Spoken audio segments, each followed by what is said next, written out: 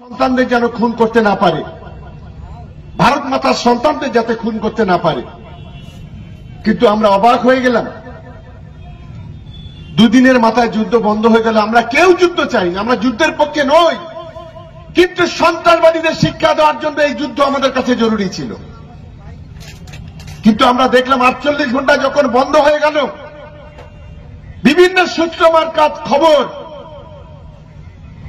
যে পৃথিবীর একটা দেশ, সেই দেশের একজন প্রেসিডেন্ট আছে, তার নির্দেশে ভারতবর্ষের প্রধানমন্ত্রী পাকিস্তানের প্রধানমন্ত্রী যুদ্ধ বন্ধ করলেন।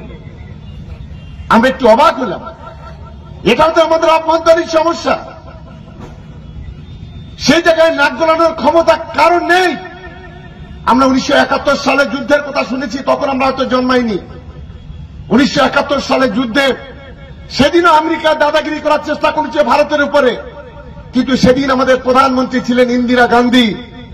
সেদিন আমেরিকার যিনি প্রেসিডেন্ট ছিলেন তাকে বলেছিলেন এটা আমাদের অভ্যন্তরীণ বিষয়, আমাদের মধ্যে নাক গলাবেন না। সেদিন পাকিস্তানকে গুড়িয়ে দিয়েছিল ইন্দিরা গান্ধীর নেতৃত্বে ভারতবর্ষের সেনাবাহিনী। আজকের একটা অযোগ্য প্রধানমন্ত্রী, তার যোগ্যতা নিয়ে অনেক প্রশ্ন উঠেছে, কিন্তু প্রমাণ হয়ে গেল তিনি একজন অযোগ্য। এবং এই যুদ্ধে যারা নেতৃত্ব দিয়েছিলেন তাদের মধ্যে একজন ছিল